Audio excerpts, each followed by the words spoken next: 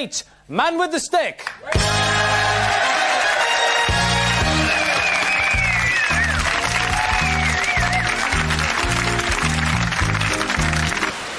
Hello to all you Doctor Who fans. I'm speaking to you from the set of The Two Doctors, and I just want to say I'm very sorry I can't be with you. I'm going to lash you to within an inch of your life. And then, I'm going to have you. The nature of Monkey was irrepressible.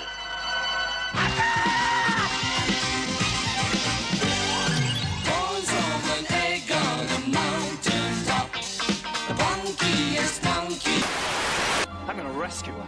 I'm going to save Rose Tyler from the middle of the Dalek fleet, and then I'm going to save the Earth, and then, just to finish off, I'm going to wipe every last stinking Dalek out of the sky! But you have no weapons, no defenses, no plan! Yeah.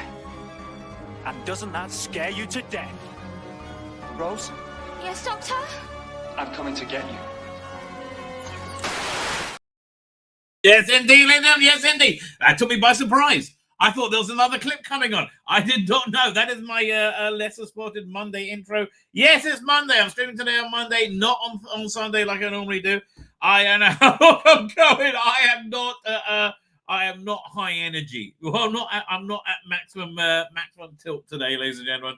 I am I was pretty under the weather yesterday, which is why I didn't stream. And this is a tricky time of year, ladies and gentlemen. A tricky time of year in terms of the Kabbalistic calendar, because I'm going through something. What's really tough about it is I can't tell you pretty much anything about it, right? But it's it's like heavy going on in my life, right? Extremely heavy. Not doing my expectant grandkids.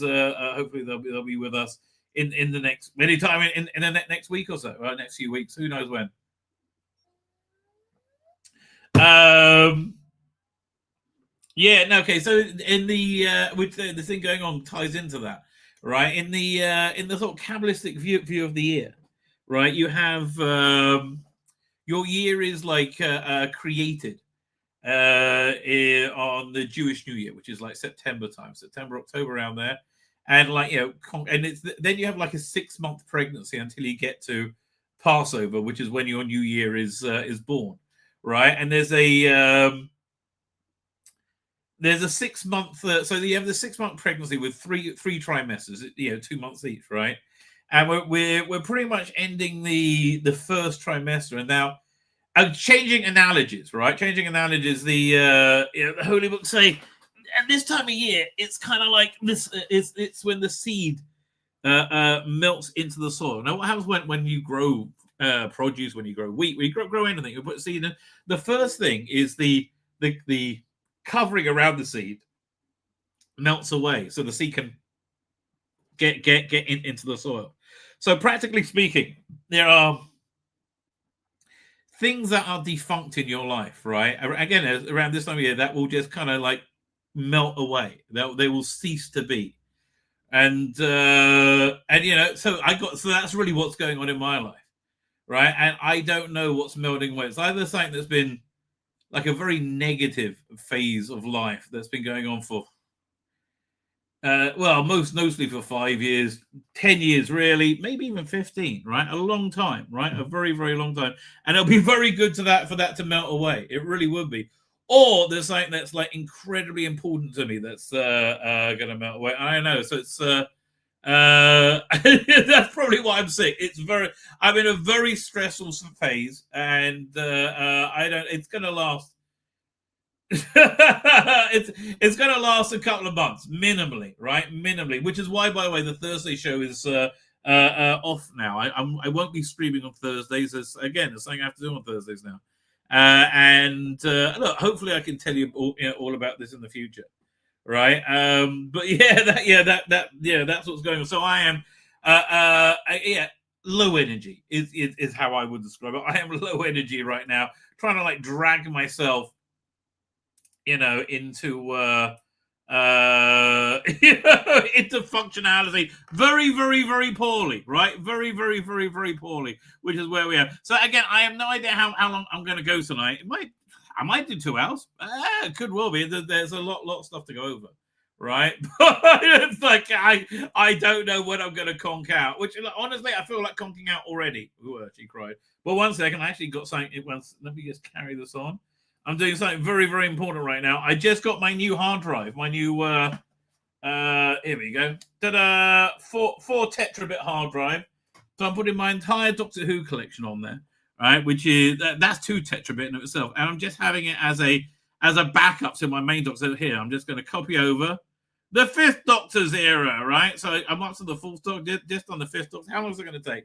Oh, so the 5th Doctor's era is only 204.79 gigabit. It's going to take about 40 minutes to copy over. Okay, there you go. We're doing well.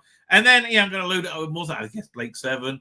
I think 4K Battlestar Galactica, which was really nice. Man, I'm watching that. Although the weird thing about rewatching Battlestar Galactica right now, it's you kind of see the artificiality of it somewhat, right? You can kind of like pull back because you've seen so many makings of and things like that, so you can kind of pull back.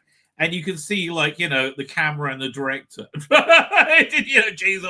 Ed was almost staring into camera. Doing a great job. I mean, I really like the melodrama of it. Right, I'm still in the 1st season. I'm up to episode 6. It's still got the boring theme tune, right? That one. Right? Not the fun one, right? Not that one. Yeah, what's it? Let me see if I can pull those from YouTube. Hang on, we'll do Battlestar Galactica Season 1 opening. Right? And then compare it to Season 2. And the Season 1 is just really dull. Oh. There we go. Let me download that. And let's see the Season 2 opening, which is so much better, which is one they kept forever. Not the signals were created by man. Where is it? They look and they feel human. Let's just go a bit more like Planet of the Apes. Where is it? I'll just do Battlestar Galactica opening, right? Because it was mostly this opening. No, that's the original one. Is this the? I think, this is the better one. Let's find out. Fine. First one is over here.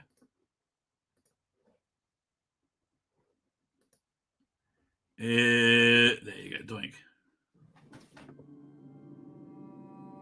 Right, it's just like a really boring. Yeah, I can't get into this one at all. Like the other one, I had to watch the opening because it was like part of the show. Yeah, this kind of got me in. She cried. Yeah, fine. So again, great visuals. It didn't pep you up for the show, right? 1 second. Yeah, I could just show you from Battle. Oh, sorry. Let me show you from an episode of Battlestar Galactica. That's probably the bit rather than downloading it. So I go over here, video file. Doink.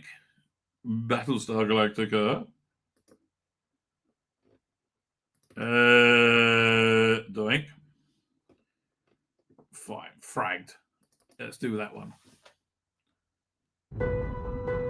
Okay, this opening though is every time I see it, it's fantastic, right? It really gets me going.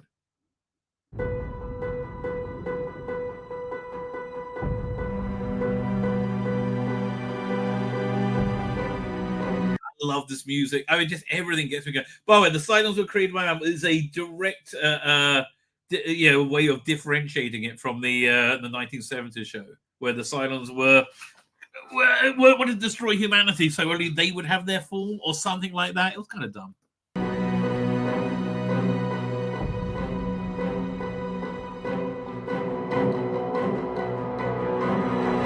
And they have a plan. Funnily enough, when they released the show, the plan, the movie, they didn't have a plan at all, as it turned out. That's what they got. This is a program bouncing character. Where do we get the opening titles? Okay, Adam is still. Oh, here we go. This is the better opening titles. I can't wait till I get to this in my rewatch. Hang on a second. How should I know I'm not a psychic? Now get the hell out of here. Love Dr. Karney. I like Colonel Ty. I just like all these characters. It's funny watching it saying, "Oh, he's a Cylon. He's a Cylon." Yeah, which they clearly didn't know at the time. The old man's gonna be fine.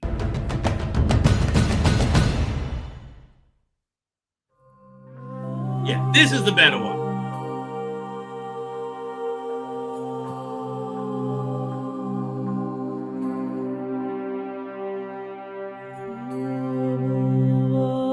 Nearly as mournful, but just better.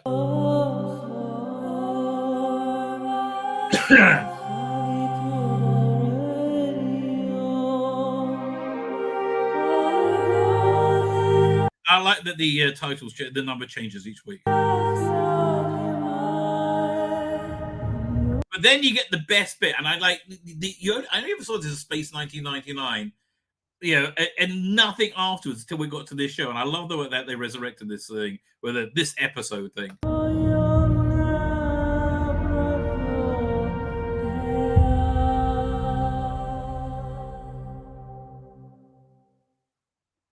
Here we go. Oh, no. You didn't get this out. Maybe I'm the wrong season. I know. I like the this episode thing, right? That was great. Oh, that was better on Space 1999. Was it better? I don't know. Anyway, what's this thing I saw about the BBC? We got to talk a bit about the BBC, which is I'm just loving every second of this, right? The BBC, they're insane. They're absolutely insane. Wait, what's the? We get the right window open. There we go. This over here. The BBC are literally insane. Here, let's watch the video clip first, right? Which shows how absolutely bonkers they are.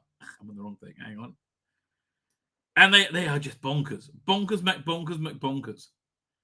Crazily bonkers. Here we go. So on Judy Hartler-Brewer, I happened to see this interview with somebody from the BBC. And the points they were making were infantile. Genuinely infantile. Over here. Welcome back to the show. 11:50 is the time. Where is this? So let me get on to this guy. Oh, money. Let's talk to John Mayer. He's a former BBC producer. Good morning to you. Hi, Julia. Good morning to you. Thank you very much for joining us. So, do you think it's reasonable that Donald Trump should be suing the BBC for misrepresenting him? Look, Julia, let's get reasonable. Do we want the BBC? Do we want the British? No. Look, I'll take the BBC of the 1980s, 1990s, 2000s, right? 2010s. But like say, oh no, poor BBC, they can't face any consequences for their malicious defamation. British Broadcasting Corporation, or do we want the Trump Broadcasting Corporation? No. He's not taking over the BBC. He's suing them, I should say, for defaming him because that's what you did. I like this again. I can't believe intelligent people are this infantile. This is what Donald Trump wants to do. If he gets his way, $5 billion is the entire license fee for 1 year. Good. And you know what? Maybe they should be bankrupted. Because they're lying pieces of shit. Where's the BBC going to get that money from? They should have thought of that before they serially defamed him. Be sensible. Tell Trump to take a running jump. It's got nothing to do. Okay, well, the law says otherwise, doesn't it? Take a running jump. You can't get the BBC because we need the BBC. Again, that they're down to this. This is their defense. Like, it's insane. What do you mean? No, he has got no. Hold on a minute. Wait, he's not trying to take the station over. He's simply saying that you can like Trump or dislike Trump. You can vote for him, not vote for him. But there is nobody that I don't like Adolf Hitler, but I don't think people should distort what he said in a speech. You could just play what he actually said. There were two deliberate attempts. They weren't mistakes. They weren't inadvertent. Exactly. I mean, again, this argument. Oh Whoopsie doopsie, just a mistake. Errors. 2 deliberate attempts to actually distort and mislead. Minimally, and that's a drop in the ocean. BBC are such incredible liars. It's unbelievable. The British viewer, the audience that are forced by law to pay for the fee that funds this, we were misled by the BBC about something that he said. He's got every right to sue, same as anyone else. Again, like, no, again, listen to this guy's response, and it's unbelievable. The BBC's apologised, Julia, and in fact, no, they fucking didn't. They said, "Oh, it might have led to a people thinking that you said this." No, it was deliberately edited to forward that narrative. And if you don't, I know that, you know that, literally everybody else knows that. You're lying.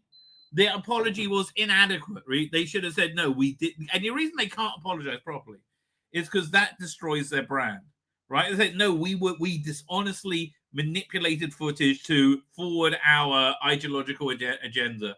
Right, that's destroying their brand, right? As it's good as a court case is going to. The show, as you know, was never shown in America, and Trump won an election 2 days later. No.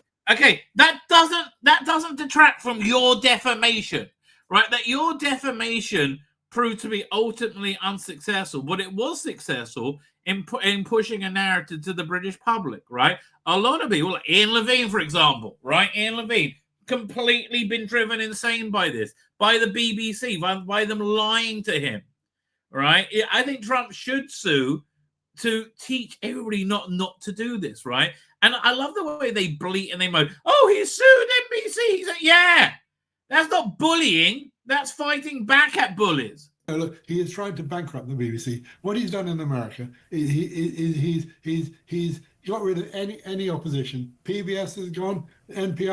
Again, absolute nonsense. Absolute nonsense. There is a robust and very uncredible opposition, like going on through the majority of the media stuff. It's just they can't lie through their fucking teeth anymore without having their asses handed to them. That's it. Gone. They haven't gone. They haven't gone. He's just not funding them because they're not neutral broadcasters. They've been chopped off at the knees, Julia. Yes, because they're not neutral broadcasters. Because they lie fucking constantly. And then he's also taken on the networks, but the only 2 people who've taken him on are New York Times and CNN. You know, Trump is a playground bully. He is. Again, I don't think he's a playground bully. I think you defamed him. And I think this is what you do in a civilized society when you are an evil defamer. He wants people to be to kowtow to him. I completely get that, but then so yeah, I don't think honestly, I don't think he wants people to kowtow to him. I do think he wants people to be honest, and that's it. He'll like, "I'll stand by my words, but can you say my words honestly, please?" Who do the left? We see this all the time. They're exactly the same people who are attacking our station and other stations with a similar viewpoint. They're exactly the same. The left does this all the time. But okay, I want to hear more. There is a problem because they don't think it's institutional when it is. If he has, I mean, look, he's not suing in a British court. He's suing in a Floridian court, by all accounts. There are some big question marks about whether or not, as you say, there has actually. Okay, I just got to get to this guy's responses, which are insane. Anything they want. No, of course they have a right to. So why doesn't he? Why does he want $5 billion? You know, okay, who cares what the money? Why does he not have the right to sue you? Right? Oh, anybody can sue you, but nobody who could actually win and take us on. Right? No one stronger than us can sue the BBC. No, yes they can. Here's the thing: they defamed him when they thought he was down and out, and he came back. Right? He came back. Well, he won't get $5 billion. He talks silly numbers. He won't get $5 billion. This is Trump's style. This is the art of the deal. And again, he'll probably get a genuine apology and 15 million, right? Which is worth more than 5. And 5 billion will do the same thing, quite frankly.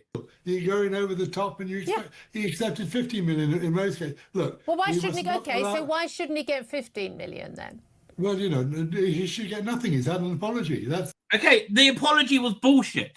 The apology did not admit malicious wrongdoing, and there was malicious wrongdoing. Oh, the BBC can't be held to account. Again, it's insane. That's good enough. Well, hold on a minute. No, it's not. Hold on a minute. If I work in a building, we've got newspapers and broadcasters. If we libeled somebody, if we misrepresented somebody, we would be expected to pay them damages by a court. Well, he's had an apology, and that's No. Why is the BBC different? Why are they exempt from legal action? Yeah, why are they exempt from legal action? Just because you don't like someone or agree with them, why isn't he entitled to damages? Look, you must not give in to playground bullies. And okay, this isn't playground bully. This is a man that you have defamed who is suing you in a court of law. He's not sending his heavies round to break your fucking knees. He's suing you in a court of law for your malfeasance. Right? This is not playground bullying. This is how adults handle, if that be rich and famous enough and powerful enough, being defamed. If Trump came after Talk TV and started bullying you, I bet you would object to it. I'm sorry. They wouldn't defame him in the same way, and if they did, they'll say fair fucking dues. Right? And they totally would. No. If we misrepresented somebody, I think they'd have a right to have redress. That's why we don't do that, because we try and be honest about people. Now, Julia, do you want to destroy 104 years of... Okay, yes, frankly, the BBC is not fit for purpose, right? We would like it. How about this? Why don't you stop being partisan cunts? How about that for a plan? Would you like that? Just stop. Oh, no. They need their propaganda machine. Broadcasting history, do you want to destroy the BBC? I'm not. No. The BBC's doing that all on its own. It doesn't need my help. I know. Okay. Well, do you want to do? I mean, you remember the last time? I mean, I love that this is there. Do you want to destroy the BBC? Well, I'm sorry. They've been so awful. Why would really? Why would anybody want to keep them around? I talked about the hyenas who were after the damaged BBC, and now you've got a bone. And you're going to pick at it. Okay, you're the ones who gave him the bone by deliberately, maliciously editing footage to misrepresent. Right? Again, you're the ones who did something wrong. BBC is one of the great British institutions. It was. It absolutely was, but it isn't anymore. I don't want the BBC... John, I don't want the BBC to be defunded and not exist, but I would like the BBC to once again become a great British institution that we could all get behind and we're all happy to fund. And not a national embarrassment, which is what it is now. Doing proper public service broadcasting instead of lecturing us and basically giving blatant, liberal left bias. I think, what was it, in season...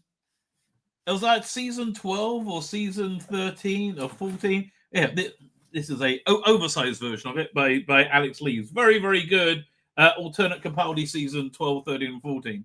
Right? They go into this parallel universe thing, which is like EastEnders, but like current day EastEnders. So everyone's like, a gay lesbian in a wheelchair, that sort of thing.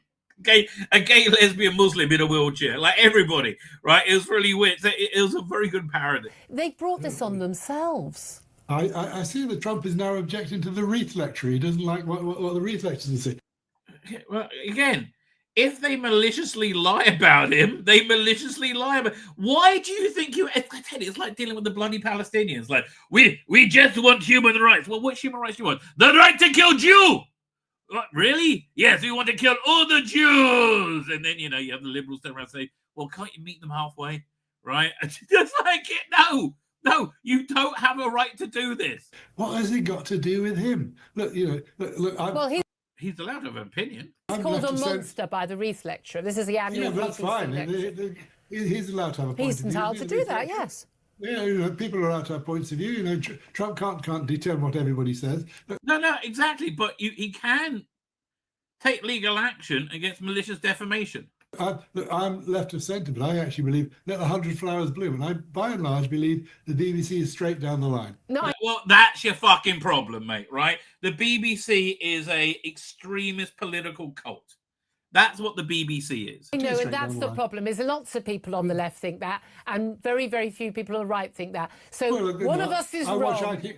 I watch ITN at 10 o'clock instead because the story selection is... Okay, we don't care what you prefer. We care about your institutional bias at the BBC, which weirdly ends up attracting a lot of paedophiles is completely anti-Semitic and bonkers about Trump, on anybody's bonkers. And then how bonkers? This is their defense, right? But it's going to get a bit more bonkers in a minute. Let me tell It's you. more relaxed. The BBC is really a bit too uptight. It's too aunty. They need to relax a bit. But now is the time for the BBC to reset. I don't think they need to relax. I think they need to get their act together. But there we are. Yeah, again, this inability to accept they have acted wrong. And that's why. I mean, it wasn't even an apology. But okay, so that sets the scene for this insanity over here, which is okay then. I mean, like, that's where I am. I'm like, okay then. This is the way it's going to go down. BBC is determined to fight Donald Trump. Legal threats sharp. Okay. Well, go ahead. That's like Woody Allen saying he's ready to fight Mike Tyson, right? Well, if you insist, that's like Hamas saying they're ready to fight Israel. And then Gaza gets decimated and they go, oh, evil Israelis. Well, you're not ready to fucking fight then, are you? BBC chair Samir Shah pushed back on Trump's legal threats, adding, BBC is determined to fight a potential $5 billion lawsuit. Or you could just apologize, like contritely apologize. Have you ever thought of that? No. Again, the reason they can't do that, it destroys their brand. If they actually admit what they did, it destroys their brand.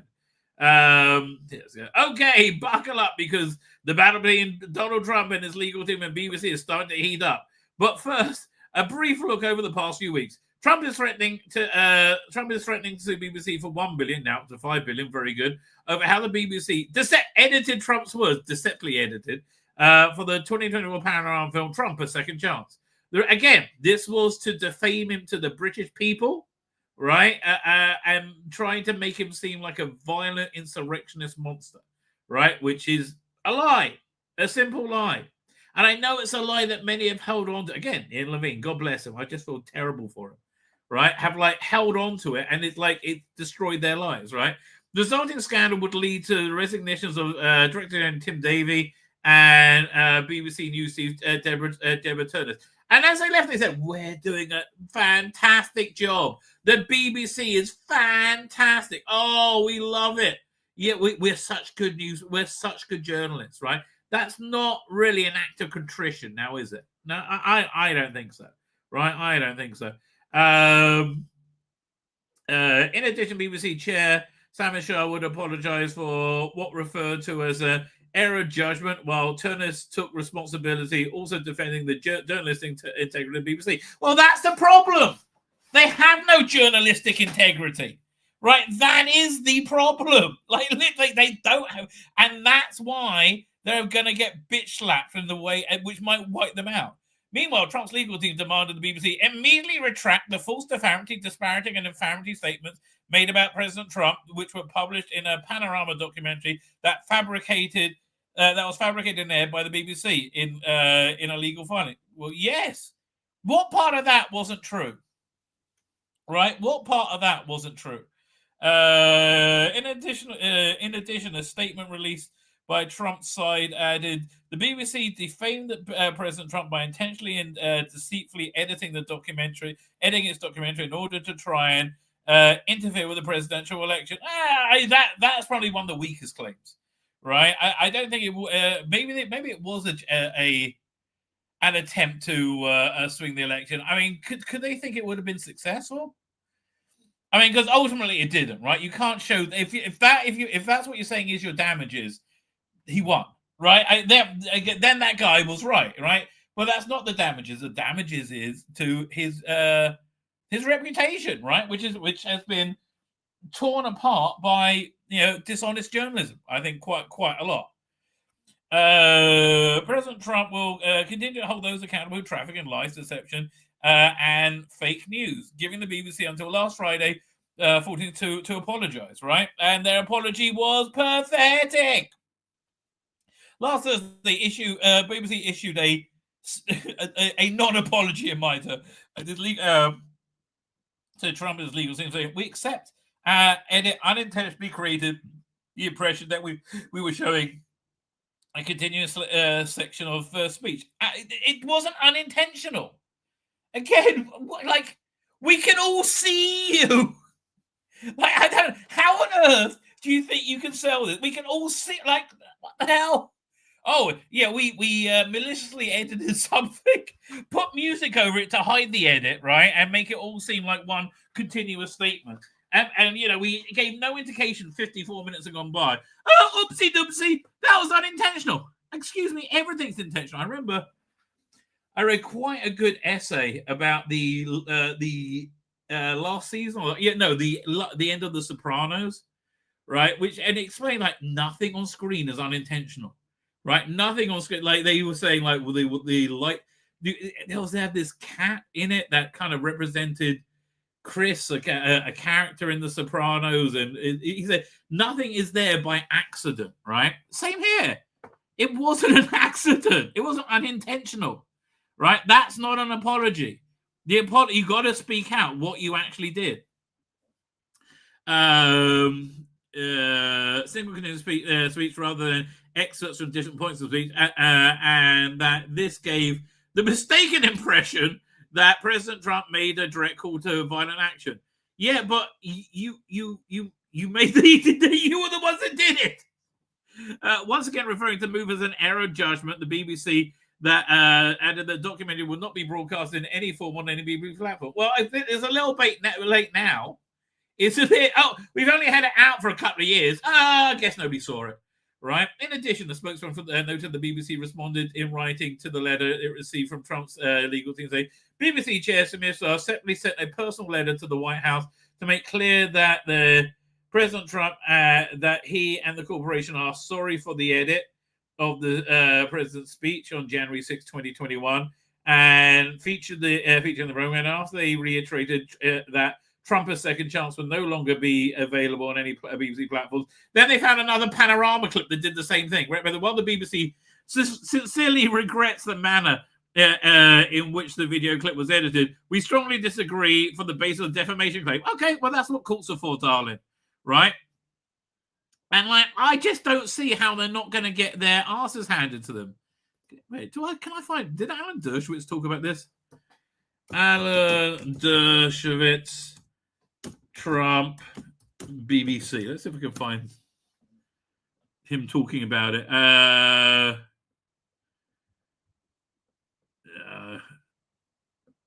No, can't find it. That's a shame. That's Alan Dershowitz talking about it is really quite entertaining. I mean, again, I just don't like. It's the most pathetic response humanly possible. Trump reiterated his intention to sue the multimedia company, threatening his legal team. Can see that up to $5 billion. They can seek up to however many they like, right? On Monday, Shah pushed back on Trump in an email to staff, spotlighting the controversies. There's a lot being written, said, and and the greatest thing is BBC just want to put brushes under the carpet so nobody sees it, nobody remembers it, right? That's all they want to do. And then, you know, and they say they're just making it louder, right? It's wonderful. There's what we said, including potential costs of settlements. In all this, of course, we are acutely aware of the privilege of our funding and need to protect our license fee payers. British Public. Shah wrote in a letter to him, I want to be very clear with you. Our position has not changed. There's no basis for the defamation case. We are determined to fight this. Fight, baby. Oh, you do that, right? You do that. And then I think, what was it? We had a, what was it? I think on, where did I see it on Twitter somewhere? Oh, here it is. Yeah. Doink. So this rolls over to this. And the great news. Breaking, Nigel Farage said reform will change the law to strip BBC of the license fee. Good bloody riddance, right? And the great thing for us Doctor Who fans is that means woke Doctor Who won't be viable anymore, right? They just won't be able to continue anymore because they're going to need to sell things, right? They're going to need to justify their own budget, and hurrah for that. Thank freaking God for that. So yeah, BBC, this goes on and on and on. God bless them. Oh, God bless them. We're gonna have fun. Let's get to the chat, ladies and gentlemen. Doink. Here it comes. Okay, by the way, I kind of made the decision as well. It's time to move away from the page 3 seaside smutty thumbnails, right? I'm just kind of bored of them now, right? And then I couldn't think of anything for today's one. I thought, okay, that works. We'll have a bit of Jenna Stannis action. And why not, ladies and gentlemen? And why not? I do like this. The new Series 2, really Series B, Blu-rays are awesome. Confirmed. Guess who's back again or not? Weird reports of Lost David Tennant. Yes, him again. Being Lost David Tennant being made for audio. That confirmed nothing. I mean, when we get to that story, you're gonna be like, how was that story? Standard by awesome. Blake 7. Yeah, we're gonna be it arrived today. We're gonna be doing the unboxing. Splish splash, a cut down 90-minute Sea Devils on the way. Is it going to be another Ben Cook travesty? Oh, because he's so bad at it, right? He really, really is so bad at it, right? And also, why is it always 6-part stories or more? I mean, like, really?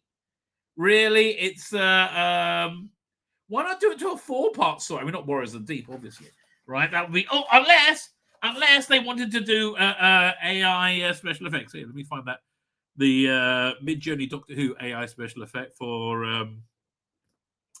Where is it? For Warriors of the Deep. There you go. Doink.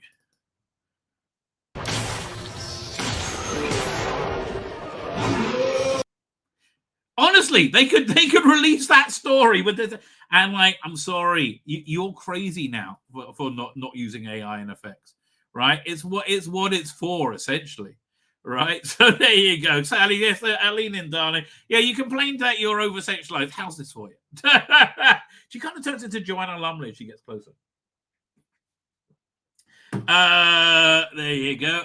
Where are we up to? Fine, let's get to the OT. We all know why they're remastering Sea Devils. Yes, so it might spark interest with the war between the land and the sea, and people might see it. But also, I need help in story writing. Okay. In my story, the doctor loosens a pipe with chemicals that can produce acid rain. Does this form a cloud like a gas that spreads? And can this be? I don't bloody know. Somebody in the chat can. I have no idea. Ask ChatGPT. Ask Grok. Lonnie's here. Bazinga, says Lonnie, and quite rightly too. Having got a book ready for publishing, I have been reading C.S. Lewis's Problem with Pain, which exploring the divine fatherhood and divine love. Wow. He actually puts you in the God's head. In God's head. Well, there's quite a few. If you want the most accurate depiction of why God created the universe according to Judaism, the book's called Derek Hashem, The Way of God. Right? It's very dry. It was written what? Where was it written? Like 50 seconds? The Way of God. It was written by Rabbi Chaim Luzzatto in 1736, right? It's a very, very contained book, right? Of a intellectual of a theological system, right? There you go. Anyway, where are we up to? Catherine Fee is there. Catherine Fee, thank you for joining us. As in Funky, 1463. I found one of the funkiest here as possible. Thomas Crooks was a T. What a shock. What a shock, right? The guy who killed Charlie Kirk. Yeah, what a shock. Nobody saw that one coming. I'm still waiting for the 4K Knight Rider to release in the UK. I'm not. I still remember having my mind completely blown, right? When I realized the voice of Kit was Dr. Craig from St. Elsewhere, right? Who could have seen that coming, right? Who could have seen that coming? David Milling is here. How you doing, David Milling? Lovely to see you, my good man. Thank you for joining us tonight. And who else we got? Paul Tones said, no, we don't. Shame that's what happened to talk after Mike Graham. Yeah, listen, I don't really follow the Mike Graham controversy, but look, here's the thing: don't expect everything to be perfect all the time. You have good news outlets, you have bad news, and whatever. Even good news outlets will make mistakes, right? And they will, right? Because everything's full of human beings. What can you say? Where are we up to? I gave up after they got rid of Steve Wright in the afternoon. Dippy Strawberries, hey, Dippy Strawberries, thank you for joining us. BBC, FAFO, yes.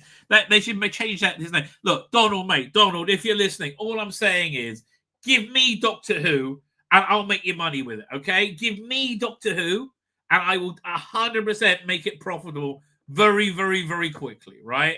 It will go down very well. The BBC will extract money from the people who compelled to pay for it, the public, exactly. Not if Mr. Farage gets his way. They are screwed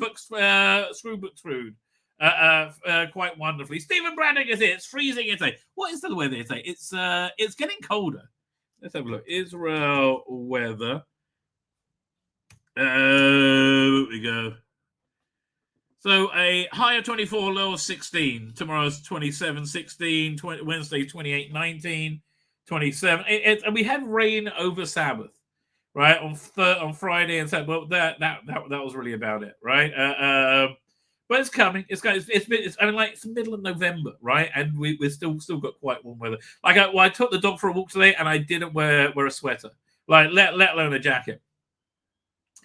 Stephen Brown said the BBC chairman has said they refute Trump's accusations and they will not pay him anything, and they will fight. Okay. It's like a must say. We won't give back the hostages. Okay. Really? And will the BBC be like Hamas? They go, no. Oh, they're being mean to us, right? It's not about Trump. It's about the BBC being pack of psychological lies, says 8-Bit Snickball. And he is absolutely correct, right? This guy is a complete pedant. He absolutely is, right? It's kind of an insult to bellends. But Trump is more of a headmaster telling the bullies off. He is indeed. Cliff Richard sued and won. Good. What do they do with Cliff Richard? Let me look up. Cliff Richard BBC. What happened there? The term Cliff Richard primarily refers to 2018 High Court privacy case where Sir Cliff Richard sued the BBC over its coverage of its 2014 raid on his home. He won the case and found the BBC had infringed on his privacy. As a result, they were ordered to pay him damages. The latest settlement was approximately £2 million in total towards his legal costs. The BBC also featured content with Sir Cliff Richard, such as live performances. Well, it seems like they're ripping him off again to me. Okay, there you go. Where are we up to? BBC's absolute garbage. They are. Ooh, you don't want the BBC to go? Yes, we do. Yes, we do.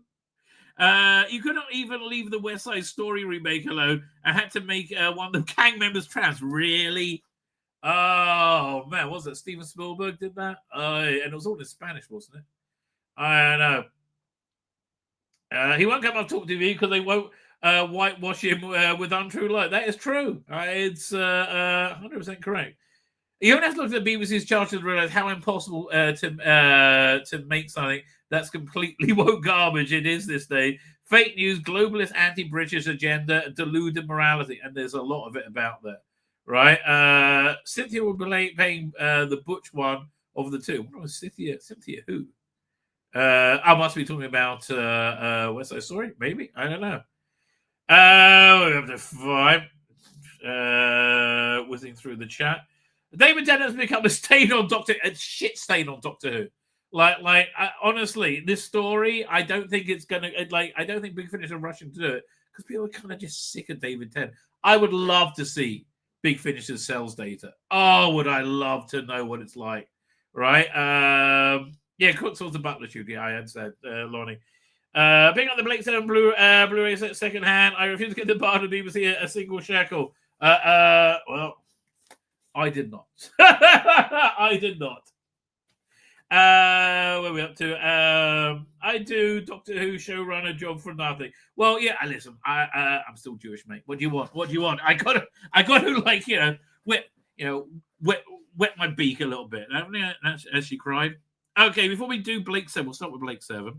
But before that, there's a trailer out for Monarch, something or other, Monsters, a teaser trailer, season 2. So I watched 4 or 5 episodes of season 1.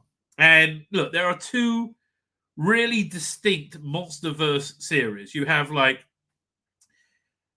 like the Godzilla and the Bryan Cranston Godzilla, you have like very, very serious, like, oh, we're going to play this very, very serious Godzilla stuff, which is often really quite good. Yeah, let's do a quick look through the Monsterverse.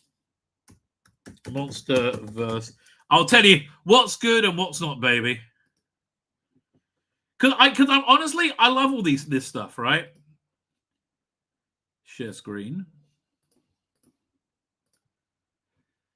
Fine. So Godzilla, the 2014 one, that's the one made by Gareth Edwards, starring. Well, he was more of a bit character in it.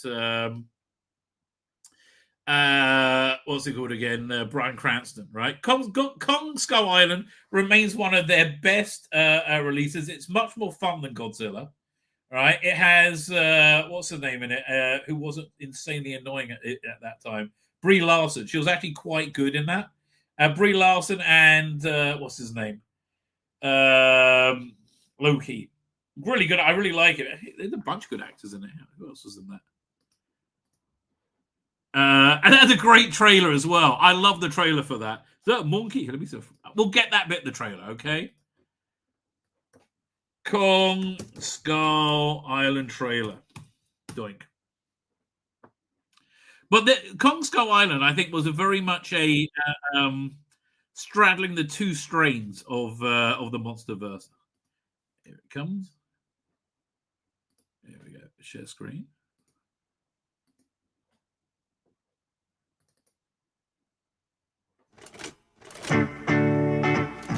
Good music start. You get that music really, really sets the vibe.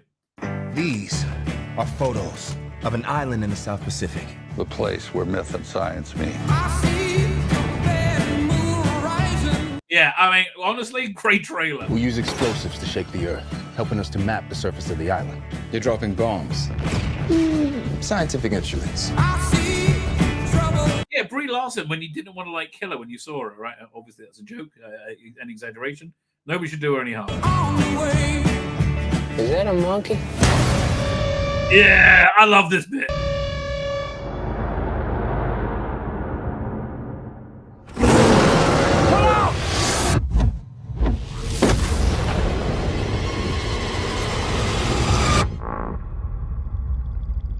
So yeah, I honestly feel that's probably one of the best parts of the Monsterverse. Then after that, they had King of the Monsters. That was much more straight again. That was again you had got the Mothra in that and the three-headed one. Again, it was much more. It was more straight than Skull Island, but more like more fun than Godzilla, right? So then it goes bonkers, right? Then it goes absolutely freaking bonkers with Godzilla versus Kong, right? That's mental, right? Now let's grab the trailer for that. Godzilla versus Kong trailer. Because they're like flying in magic ships. You got like Mecha Godzilla. Like there's so much in there. It's like funky and nuts. There we go. Doink. Video file.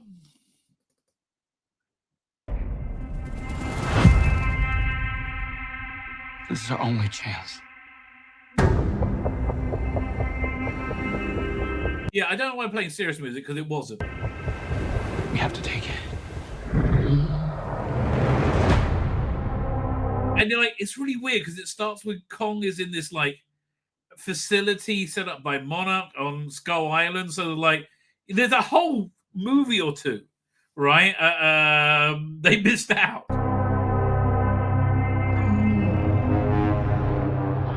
We need Kong. The world needs him to stop what's coming. And this child, she's the only one he'll communicate with.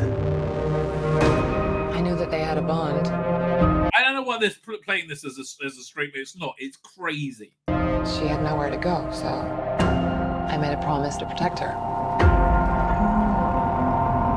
And I think that in some way, Kong did the same.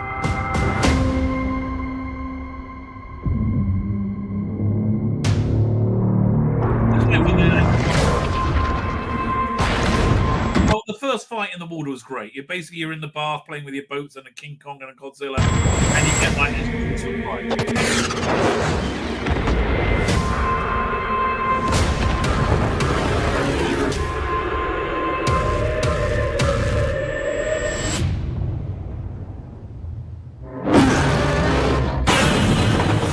It's Godzilla. Yeah, we gathered.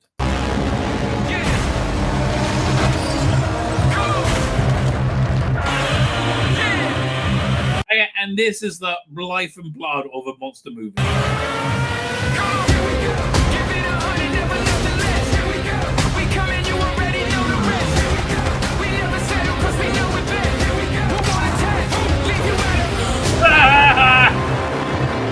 These are dangerous times. Godzilla's out there and he's hurting people, and we don't know why.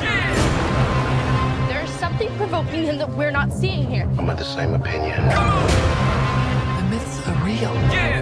Yeah. No, you see there's a little flying spaceship in there, and they go to Hollow Earth in this. There was a war. Oh, yeah, Kong's got like an axe in this. It's mental. And good action. And they're the last ones standing. I keep reaching for greatness because I'm built from it. Who bows to who? Nobody gonna stop me. Here we go. Kong bows to no one. Here we go.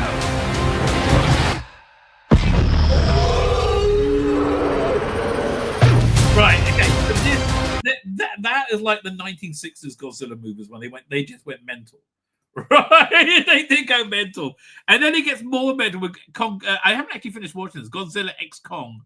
It's too silly at that point. Anyway, at the same time, they got this TV show. There's a Skyline TV. Oh, it was a Netflix. It was a cartoon, I think. So now you got Monarch Legacy of Monsters. And honestly, I found it kind of dull. Right? Genuinely. That's the last thing you need for a MonsterVerse movie. Right, you want, it's got to be fun. So you had Kurt Russell and Wyatt Russell playing the same character in different time frames, which was pretty good. But I think it was just like 10 episodes mainly of boredom, and it's much more in that original Godzilla mode of like trying to be very serious, right? Which it needs the lifeblood of these movies at this point is silliness. Horizon has been defeated by the pirates of the New Age. Attention surfers, the beach is closed. This is a high alert Titan area. Things can go bad. What the hell's that sound? It's a high alert Titan, will be my guess. Make you wanna run away.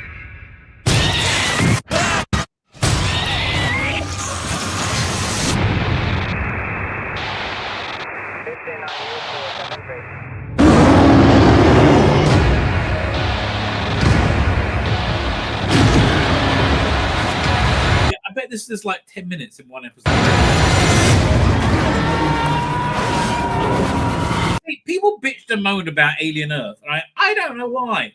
Like every episode, you had good alien action in it. Literally every episode.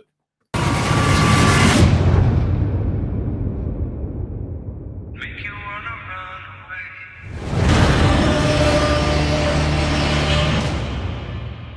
There you go. I know it's not going to keep me subscribed to Apple Plus. When I actually tried to cancel it, they offered it to me for $5 a month for 3 months. I'm like, yeah, okay, fine. You took me around with that, right? Fine. Okie dokie. Let us do the. I haven't actually opened this yet. Let us do the unboxing, the grand unboxing of Blake 7 Series 2, Series B, baby. It's Series B, right? Beautifully designed, but so much cheaper than the Doctor Who sets. Oh, 1 second. 5th Doctor stuff is covered over to my new drive. Let's go to 6th Doctor. There we go. Doink. Let's see how long that's going to take. 37 minutes. Okay. It's 151 gigabytes. There you go. Anyway, let's do it. So again, as beautifully designed, but just so much cheaper. Like it's on I'll take it out of the box. And it's like this flimsy box, right? Again, beautifully designed cover. I guess that's what's his name? The guy does. Oh, I can't remember the name of the guy, but he does everything. He does a bunch of That flashed in my mind, and then I forgot it. And there's the back of it, right? Look. They got this relatively cheap box that it's in. Nice cover, though. Oh, you know, I might scan that and animate it with AI, right? I did that. I think will be good. And again, that's how they should be doing these new effects, in my opinion, right? The same on the other side. There you go. You got these are the characters of Blake 7. Not all of them will survive. Lee Binding. There you go. Beautiful bit of artwork. Lovely plumage. Lovely plumage. There we go. Fine. So I'll show you the disc. And again, it's not like the Doctor Who disc where they all have a different design. Weapon, Horizon, Redemption, Shadow. And they've also got a lot less extras on because there is a lot of... I would really like to see the same team do the Dennis Potter collection. Right, Pedders from Heaven, Singing Detective, Killer Hostage. The last is my favorite, right here. Countdown Voices from the Past, but the last one, Gambit. I love Gambit. Freaking love Gambit. Oh, what a great story. And then is there another disc after that or not? No, there you go. Fine. So let's have a look. See what's on this collection, shall we? Fine. I guess Gareth Thomas won't be on the cover on the next one. Okay, we'll go through it, and then we'll look at a few of these bits and bobs. And again, these new effects, they are gorgeous, and I don't want to diss them. I love that they're doing them. I love that they're real model footage, but I can't tell the difference with AI anymore. Right? You can make it look like a model, right? You genuinely. I mean, look again. The biggest proof of that is this from my own personal edit of Terror of the Zygons. Where is it? Doink.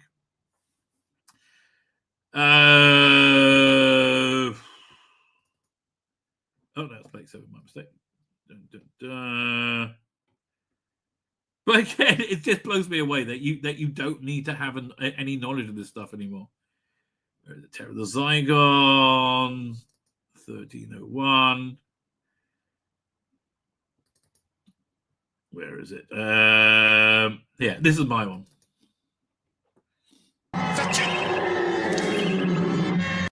And that looks like a puppet. I'm sorry, it looks like exactly just shot correctly. Yeah, that actually really solves it. I love that shot.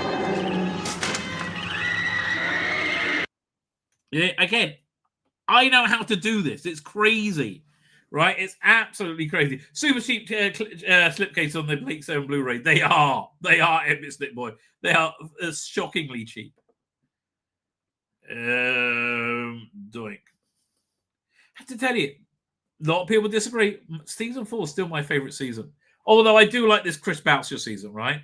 So Redemption Shadow, 2 episodes with optional CG effects and commentaries. Oop, come back here. Nah, I missed that. That was a good show. What else on it? Character Attack, Oraco's new Liberation. See, the first year was excellent. You got like a 10-minute bit on each episode, right? It's a really good documentary. Photo gallery, don't care. Trails of Continuity, okay. Spacewell model footage, clean opening titles for series 1 and 2, clean closing titles, clean opening titles with new effects for 1 and 2. I love the new effects, right, on the titles, right? PDFs, I'm never going to read any of this. I mean, I'm glad they're putting on Death Squad, Unmade Draft Squad. I mean, like, I'm just never going to read any of that stuff. Was this 2 yet? No, more. Okay, there's more PDF stuff. Weapon Horizon, new effects, blah, blah, blah. Brian Croucher on auditioning for Blake 7. Listening for Blake. He would have been an interesting Blake. I think he would have been a better Blake than Gareth Thomas, quite frankly. In Conversation, Brian Croucher. That's going to be great. I love the Matthew Sweets one. Telecon 1999 convention with Brian Croucher.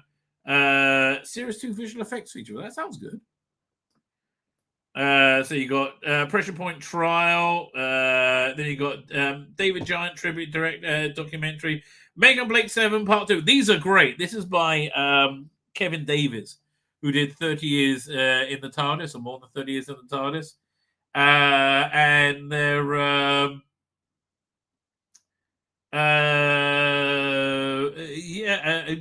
I can't believe they were never released. It seems crazy to me, right? There's 4. Sally Cannett talking about her character.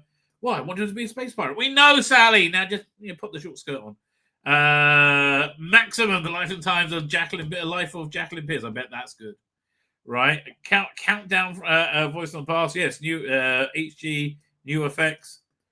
Brian Coucher talking about voice for the last. Multicolored swap shop. Ooh. In conversation, Roger Murray Leach. That's the one I'm really looking forward to. I just started watching. It's on disc 2 of the Doctor Who season 13 Blu-ray. The what's it called again? The it's a documentary about with who was it? Toby Adoki, Philip Hinchcliffe, and they just stopped in at Roger Murray Leach's house.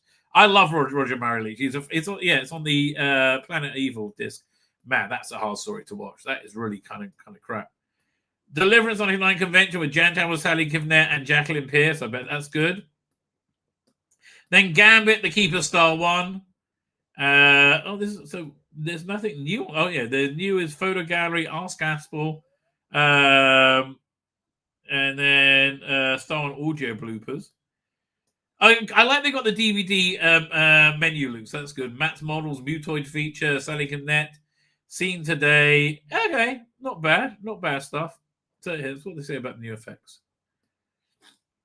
What is that? Stop messing. Is that? I have no idea. Must be a model an effect from somewhere. Series 2 Blu-ray set once again offers new effects, blending CG with freshly filmed practical model work, and it does look very good, right? Look, a lot of people don't. Dan doesn't like. He always watched with the original effects, and I can really understand that with Blake 7, because Blake 7, the difference with Blake 7 and Doctor Who is Blake 7 is well, having 4 seasons, it's very much of its time, right? It's very much of its time. It's kind of like a Box of Secrets, a Box of Delights. Like I wouldn't change the effects on that because I just wouldn't. Because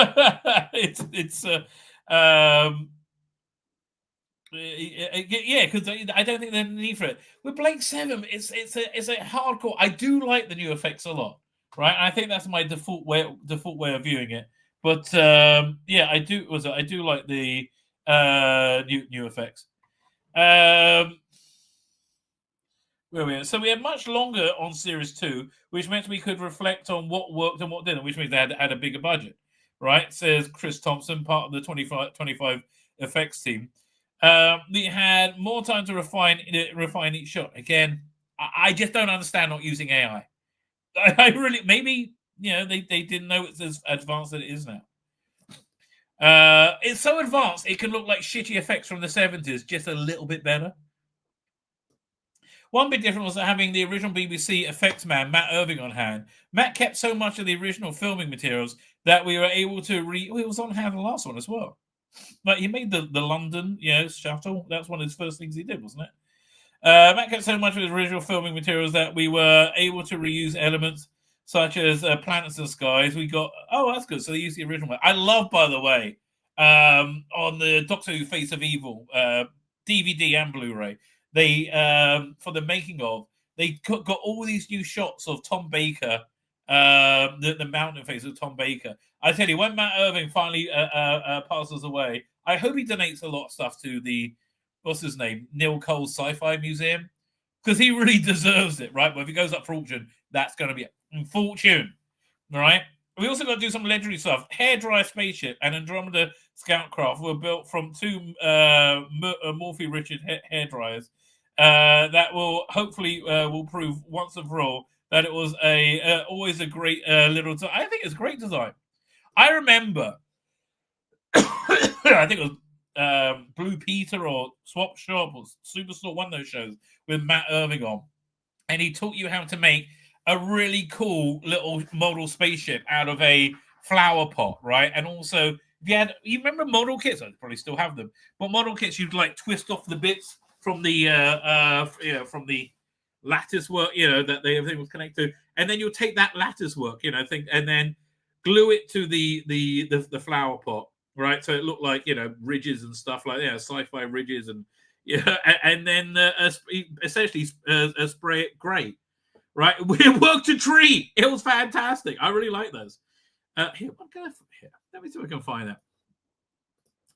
We'll do Matt Irving flower pot spaceship. Let me see. No, nobody can find it. I could ask Grok, but yeah, let's ask Grok. Okay, we'll go Grok. There we go. Doink. When did Matt Irving? No, was it on what children's show? On what BBC show? Children's magazine show. Children's magazine show. Try spelling any of these words correctly. On what BBC children's magazine show did Matt Irving demonstrate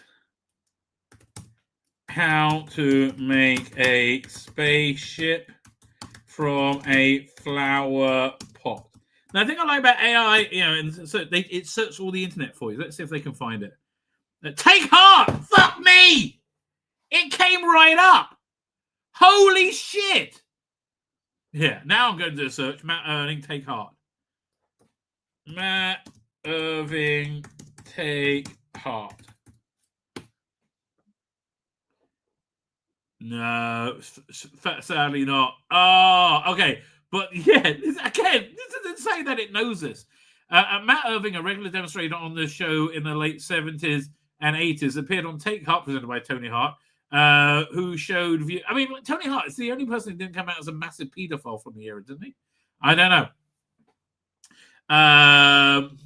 It showed how to make a spaceship model using a plastic flower pot as the main body, along with bottle-top straws, cardboard, silver paint. The specific flower pot spaceship craft is well-remembered item from the series, especially from episodes around 1980 to 1982. Take Heart ran from 1977 to... let's see if I can Google it. Flower pot, Matt Irving, Take Heart, flower pot space. If it's well fully remembered, should be able to find a picture of it. Nothing. Nada. Zip. Oh, no, can't find it anywhere. Yeah, it's a shame. It's good. It was also, I just love Matt Irving. Right? And again, look, you got to have, this is probably one of the last sets of traditional model effects there are ever going to be. Right? And I'll go deceased. Yeah, I'm not going to read the Callie interview. Anyway, look, a beautiful set, right? Absolutely, not as beautiful as the Doctor Who sets, but there's less there to talk about. Yeah, Doctor Who, there's like insane amount of stuff to talk about. Speaking of which, let us get into talk about Doctor Who. We close that down. There we go. Close that one. Okay. Now I got to line up all the different stories. No, right. What's this one? No, closing that one down. Where is it? Oh yeah, let's start over here. We got that. And then we got, this is a good story. There was a Doctor Who story that came out today, wasn't there? Yeah, let me have a look. Hang on. When I say a minor story. Okay, we got, there you go. Okay, we got, it's coming out next month, isn't it? Okay. Fine, should we do the Taper Thames? Nah, we'll get to that soon. Where are we going to? Okay, fine, let's start over here. Share screen.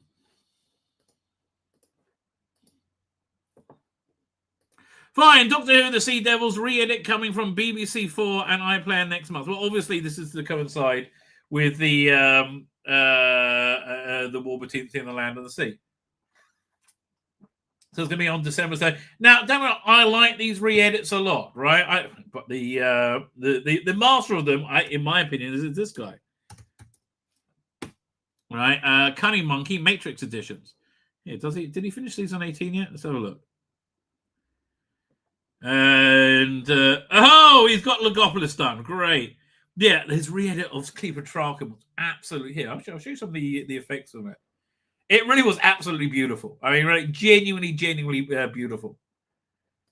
I'll move it here. Doctor Who. I've lost the folder. Where'd it go? Oh, here it is. Doink.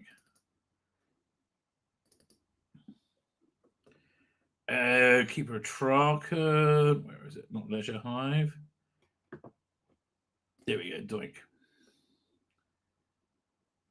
Return of the Master. Oh, here it is. Matrix edition. Firstly, it's very hard to tell. He really souped up these these titles with adding in more stars. Like, there's a lot more stars, and it really works a lot better. And like how Tom Baker's face comes together. One second, but there's, I love how they show like exterior shots of Traken, right? And it's really absolutely beautiful. Where is it? I have to tell you, Traken seems like such a nice place. This is a very well constructed story. This is their wedding. No, hang on. There's some beautiful exterior shots they did. Where is it? No, it was Melka Landing. That's what it was. So it's before all this. Hang on. Oh yeah, look at this. This is lovely. Sometimes they are indeed.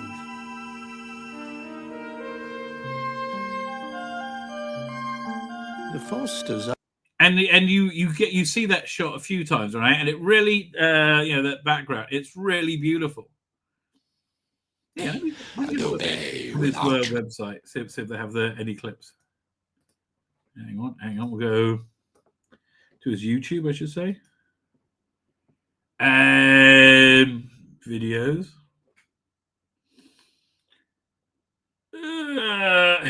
Maybe I'll just start Traken. See if he's on his Traken. Have a look. Oh, here we go. Doink.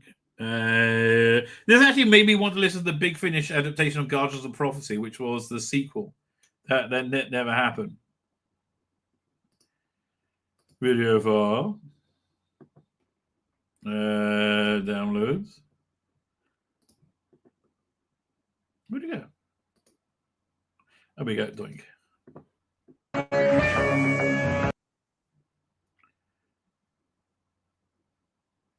Yes.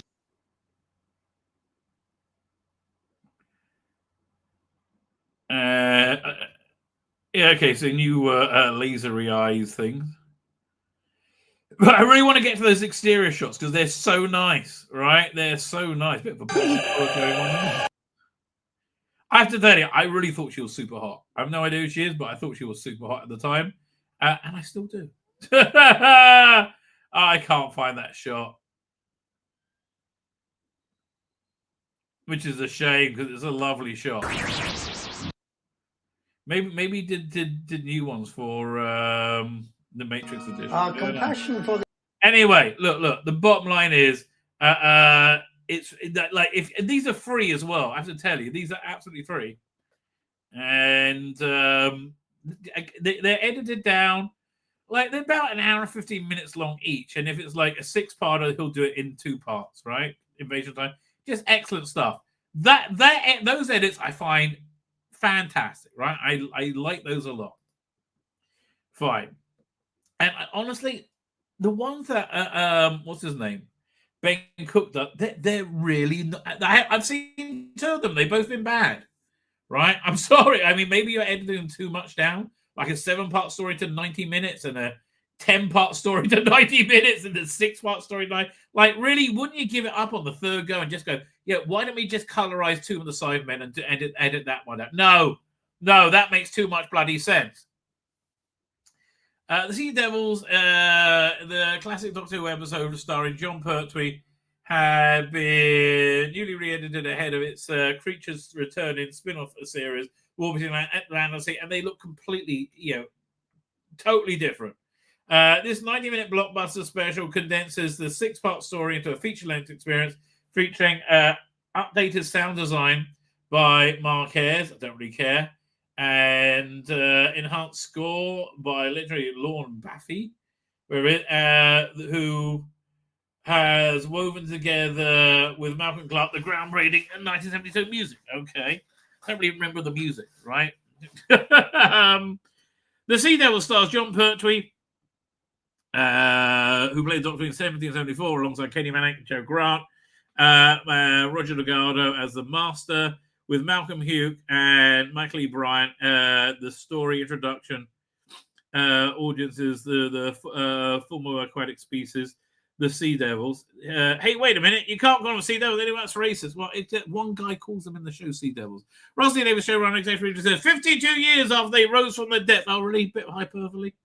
I mean, honestly, I'm longing for the days of John Nathan Turner's, keeping everything restrained, calm, cool, and collected, right? And I do long for that.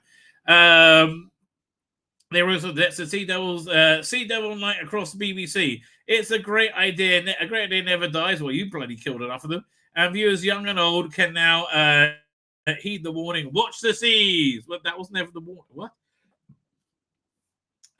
Sea Devils from iPlayer at 6 a.m. and on BBC 4 at 7 p.m. on Sunday, the 7th of December, same day Orbiting Land and Sea airs. And so it will follow the premiere of the first 2 episodes of Orbiting Land and Sea on iPlayer. Father Guillermo Totoro's Oscar-winning not the weight of water, the shape of water, you fucking morons. Oh, God, it's so annoying. It's so annoying. Shomron, a lot to love in the miniseries, namely the sexy fish people. I'm sick of... Russell, stop with sexy, right? We're done with the sexy. We don't need any more sexy. And they look more like the fish people from Underwater Menace than anything else. Honestly, BBC and Disney Plus should be marketing the spin-off series to fish sexers. Well, that's the problem with queer Doctor Who, right? It's too quear. What's this? Is there any other thing? All right. Wonder who's editing it. Let's ask Grok. Let's see if Grok knows. 1 second. Just got a message. Oh, I should, look at that as well. Where is it? Let me download this. We'll look at that next. But Grok, who is editing the 90-minute version of the Doctor Who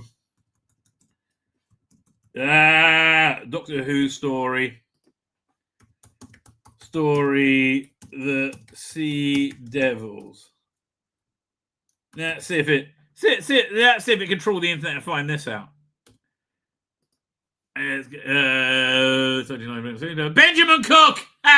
Knew it. Okay. Again, Look, don't get me wrong. I have a bias against Ben Cook. I think he's a massive douchebag, right? A massive douchebag. But I don't want to dish his work. I mean, like when he interviews, he's normally very good. The writer's tale was I thought excellent, right? I don't want to dish his work just because I think he's a douchebag, right?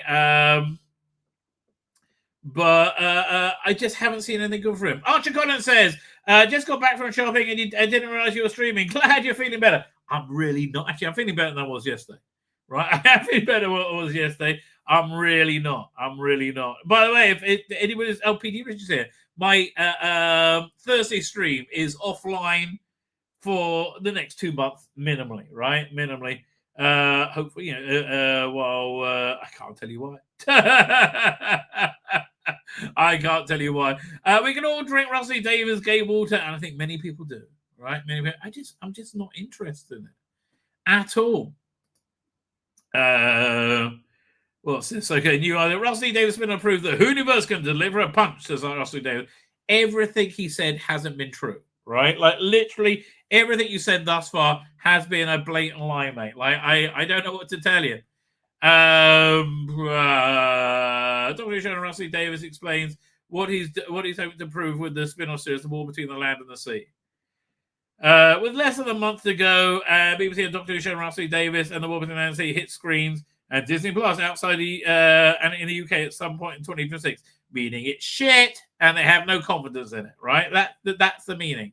Davis is making it clear that spin-off is looking to do a different side of the Hooniverse. Yeah, well, you mean like Torchwood, right? Yes, that's the point of there being a spin-off, like Sarah Jane Adventures, right? That's when you... Oh God, how does he go from being so great to being so stupid? It's really weird. I really don't know, right? I really don't know.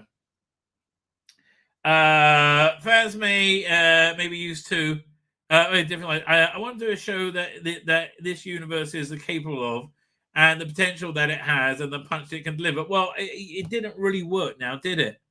David shared with Empire, noting that series tackles the more relevant issues more relevant than ever. I'm sorry, Doctor Who: The Woke Fest on which Christian will tackle all this as well, right? With gay astronauts and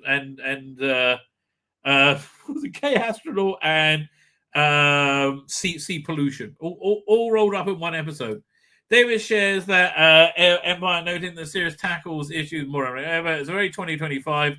No, Davis, Russell, it's very 2017, right? It's not 2025 in its bones. We can. The trouble is, you think it's 2025. And again, please, Trump, up it to 10 billion, right? I'll take for every night. Knock them out. Oh God, it'll be so good. Noting the series tackles issues more of it's still there. We can deal even with the water companies who are profiteering bosses laughing in our faces. Well, again, this is true, but like this very socialist worldview, just normally speaking, isn't connected to reality. We even deal with the water company profit it's in a series about water. You have to, he added. Yes. Now this is a quite a good graphic, and of course, there's going to be interspecies romance, but I bet these backgrounds at the very least are AI. Like, why would you make them? These backgrounds have to be AI. I bet they are. Don't you think they are? I bet they are.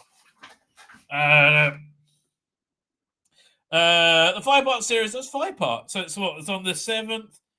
You get 7th, you get 2 parts. Then 14th, part 3.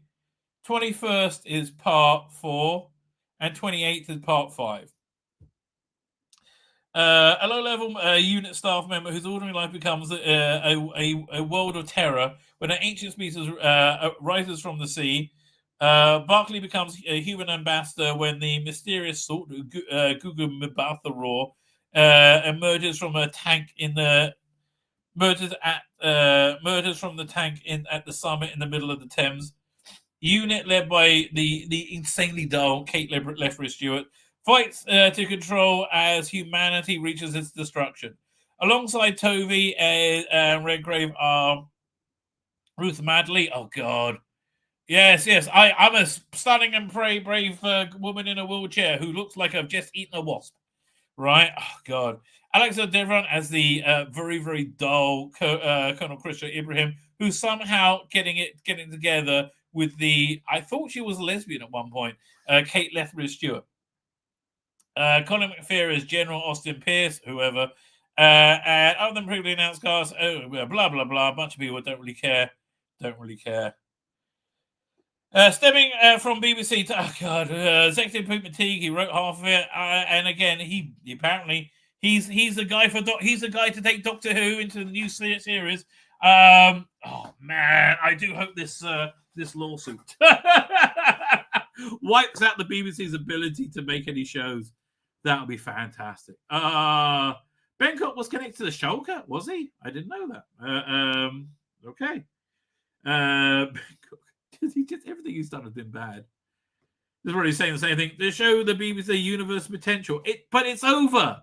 There is no Hooniverse. This is the last, swipe at the Hooniverse. There is no Hooniverse. I tell you. That was this one. This is a funny story. Doctor Who composer Gold wasn't given the choice to leave in 2017. Yeah, they just kicked him out. Doctor Who composer Murray Gold discusses being asked to leave the show in 2017 and whether he would continue as the show's composer. I hope not, right? It just needs a complete overhaul, reboot, new people, right? It's easy to take Murray Gold's music for granted. Well, no, we had the turgid music of whatever his name was. I'm sure it'll come up. Sigulun Akula, whatever, the guy who would never got the job if he was white and called Red Smith from Clapham. Right, the community of Doctor Who, when Rusty Davies revived the show in 2005. Gone with the cheap, quick synthesized cues of the classic series. Gold comprised an entire music themes and suites for the Doctor, companions, and the worlds, using full orchestra, influenced by Mayer and various classic composers. I did like the romanticism of his work, especially the early ones, right? Especially the Matt Smith theme. I mean, that is pinnacle Doctor Who. His music for the series became a mainstay for kids who grew up on the revived series. Emotional, mysterious, sentimental, and most of all atmospheric. However, when Chris Chibnall took over the show in 2018, Gold recently revealed that he was removed from the series composer after 12 years. It wasn't his choice to leave. Oh wow! On the Who Knew Doctor Who podcast, was behind his decision to leave and come back. Gold told host Josh Carr, "Well, I wasn't given choice in 2017, right? I'll only say that. Well, you don't have to say anything else. I don't blame Chris. I completely understand. It felt like a good time to go and focus on family." He added, and there was it was quite a fertile time. He ended up doing A Very British Scandal. I think Rusty Evans was one of his best things. Gentleman Jack, never seen it, years and years, an embarrassment. And I want to say the classic show, classic shows of their time, and I would never have wanted to miss out on those, even if it's a sin. You might know A Very English Scandal in years and years. And It's a Sin were all created with Rusty Davies. Well, yes, I mean, he liked working with him. And generally speaking, did a good job. Gold was replaced by Sugun Akonola, who brought a more subdued electronic sound to Jodie Whittaker's run as the 13th Doctor. That means shit, right? When Davis returned as showrunner in 2023, starting with the 6th anniversary specials, starring David Tennant and Catherine Tate. Gold also returned as the series composer. He would compose the themes for Ncuti Gatwa. It just wasn't good. Everything about the return just wasn't good. Titled in a title simply 15. Yeah, it just if only it lived up to that. That was one of the best things about it. The theme for New Companion, Millie Gibson, Months of Sundays. When Carr asked if he would be willing to continue his proposal, Gold said, "I never say no, Doctor Who." I just think you need, it needs new blood, right? I just think it needs new blood all over. I think it'll be a bad idea to continue. Right? Is there anything else to talk about there? I'm bleeding cool. I won't look at the. I think we will look that. So this is a weird story, right? This is a very weird story. David Tennant scrapped Doctor Who episodes with the Indiana Jones-esque story may get a second life, right? There's no indications that there are. Like 000. Oh, one second. I'm up to the 7th Doctor. Carrying that over to my new hard drive. There you go, 7th Doctor. How long is that going to take? Let's have a look. Thinking about it. 172 gig. 35 minutes. Fine. What about up to? Pete Fatigue's part of the cult. He is part of the cult, right? It's dead. Trump will probably ban the BBC from America, meaning BBC studios will go bankrupt. I hope so. Overnight. One can only hope so. Although David Tennant is no longer Doctor Who, thank God. Oh, God, his return was a mistake. Right? Massive mistake. A scrapped episode from his iteration of the character might make a comeback. It was Mark Gatiss, who wrote it. A story intended for the 10th Doctor could potentially be revived.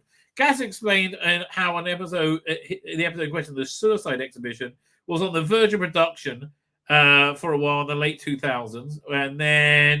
And in the recent interview, Radio Times writer gave an optimistic update regarding the story. He said that Big Finish, a company that produces audio dramas, was interesting in adapting the script. Well, why wouldn't they? I think the problem is going to find David Tennant's availability. Frankly, he's a very busy actor, amazingly. The writer admitted that he had not heard from Big Finish in a while. However, he said that he's still hopeful they will reach out sometime soon. I wrote 2 drafts set in the First World War, then Nazis, and I moved to war. It's called The Suicide Exhibition, set in the British Museum. It's sort of Indiana Jones type story. It's rather good. I think rather good. I think I do still have a copy. Big Finish has expressed an interest, and they've gone very quiet. Though I'm waiting to hear their emergency phone call. I think Big Finish. I don't think they're doing very well. I just don't see how they could be, right? I just don't think they're doing very well. The writer did admit that he had not, despite the Suicide Exhibition, never making production. Now, why was that? I think they were going to do another World War II story. I can't remember. Gavs had left a huge question mark on the world of Doctor Who. He wrote several of what fans consider to be the best episodes of the science fiction franchise. I don't know, did he? Let's have a look. Mark Gatiss, Doctor Who.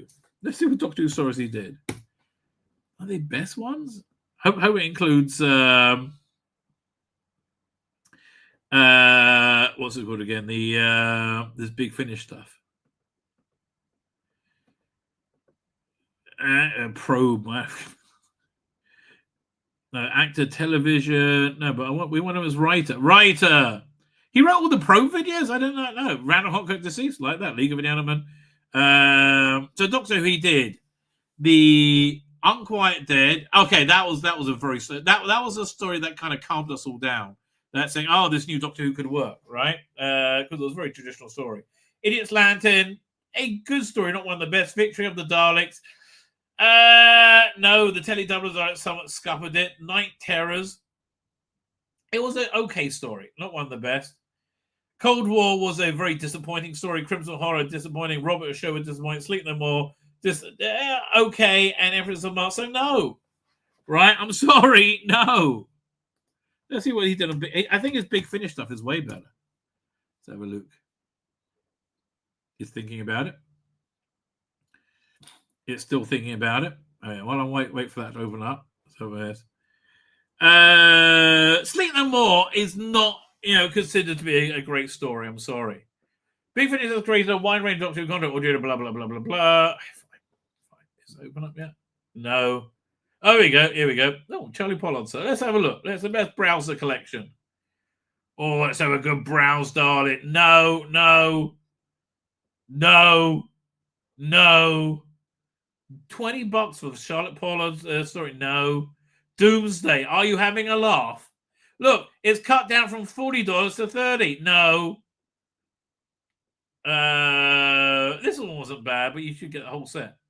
The Routons versus Sontarans versus Routons.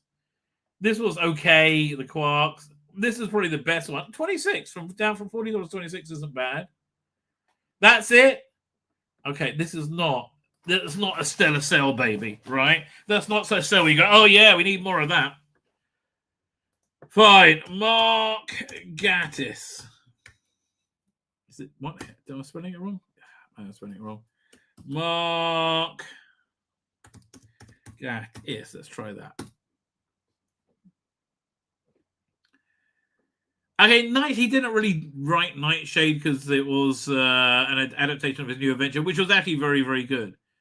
He didn't write the Sirens of Time. That was Nick Briggs, right? Wait. Was Mark Gatiss? No, it was written by Mark Gatiss. So I guess Mark Gatiss was in it, right? Yeah, Mark Gatiss. Because this Sirens of Time was their first release. Nobody knew if there was going to be any more. Zero interest in the re-edit of it. This Dracula was okay, right? He wrote Stones of Venice. Let's have a look. Did he write it? No, that's Paul Marks. Stones of Venice is a good story. Masterful. No, he was an actor in that. Mutant Phase. Did he write Mutant Phase? Let's find out. No, Nicholas Briggs. Mutant Phase is very good. Man, for like $5, totally. It's really good. This is one he did. Phantasmagoria. Yeah, this was probably one of the best things. 1999, 26 years old. No, it was like the second story.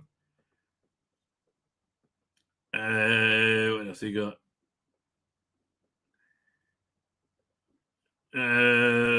Mark Gatiss, no.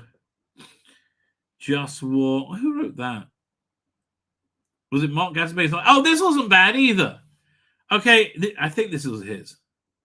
Yeah, Mark Gatiss, Invaders from Mars. Sorry, we got two decent stories right now from him. That was a fun story. That's when he it was during the Orson Welles what's it going War of the Worlds, right? That was actually very, very good. Fine, let's try and open up the good Mark Gatiss stories and audio. And this was a season opener for the second one. I think Nick Briggs did that, didn't he? And did he write this? Let's have a look. Did he write the Out of Time 2? No, because it wasn't really that good. Fine, on Big Finish, you've got this one, Phantasmagoria, which is okay. It was nice hearing this Fifth Doctor and Turlo, right? You don't hear that combination often. And Invaders from Mars, that's good, right? That is generally quite fun, right? I like that one quite a lot. So yeah. But most I don't see it being such a big deal, frankly. What's this? Bonnie Langford wants the trailblazing companion to return again after mysterious comeback. Bonnie Langford has spoken for fans. Who does she want to come back? Carol Ann Ford. Well, yeah, they did. They did, and they edited her out. Then it was just clumsy and stupid, right? Carol Ann Ford appearing only one day. She was there. I was terribly excited and very covert, and none were allowed to know. But amazing to find. Again, it's like, why didn't they just edit out a bit? Because it made no bloody sense, right? It really genuinely made no sense. Let's see. No, those deleted scenes wouldn't have made season 2 any better, right? It must be Karen Ford they're talking about. The elaborate ARG has revealed 2 deleted scenes from Doctor Who, prompting fans to argue whether it would have been better. Okay, neither of these are Carol Ann Ford scenes. Yeah, who cares? Who cares? Okay, I'm going to wrap up the Doctor Who news. There's a bunch of stuff I haven't got to for ages, right? And I really kind of wanted. And firstly, this V4 Vendetta series by James Gunn. Well, where'd it go? V for Vendetta. News. Yeah, I'll go. News. There you go. Now, people are somewhat aghast by this, that they V for Vendetta TV series is in the works at HBO, right? With James Gunn producing and maybe directing. They're like, well, James Gunn's the wrong tone for V for Vendetta. And if you've never read V for Vendetta, it's fantastic, right? It's absolutely fantastic. It was done by Alan Moore at the very beginning of his career with David Lloyd. Let me see if I can find a black and white V for Vendetta. V for Vendetta, black and white art.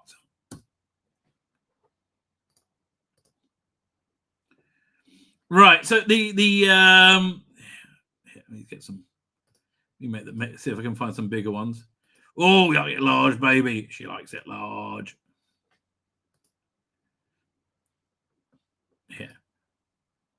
So you can see there's no lines around the speech balloons. This was David Lloyd's idea, right? And it was because he says speech isn't separate in real life. Alan will carry it on, but you see, it's very, very atmospheric, right, with black and white, which is how it originally published on very pulpy paper. And I think it worked, very well for it.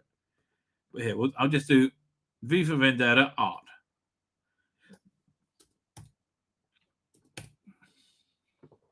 Yeah, so then they colorized it for the American release, and also like it was never really here. The American release, which it would never have seen the light of day of. Oh, it's on the same thing. Like the story would never have been completed without an American release. So they colored it in a very with gouache, and it works, right? It works, but it's a stunning. Like it's Alan Moore, like in his somewhat Amadeus moment, like his young genius, coming out the gate with one of the. It still holds up today very well, right? It really still holds up today. It's really fantastic, right? So and it's a very serious dystopian future where Britain has there's been a global catastrophe and a lot of people are dead, and Britain has become a fascist state. And one of the people killed in one of their concentration camps comes back as this terrorist V to destabilize the state and reintroduce the ideals of anarchy. So again, they did a movie of it in 2005, which wasn't very good, right? And amazing. People who haven't read the book, who see the movie, think the movie is very good, right? I would love to see a more comic book accurate version of it. I think it works much better in a TV series. So the V for Vendetta TV series currently in development, HBO. And again, I like the titles that James Gunn keeps choosing, right? I do enjoy them, right? I like he does. Well, he started with Suicide Squad, but he has like a deep dive, deep cut into them. And then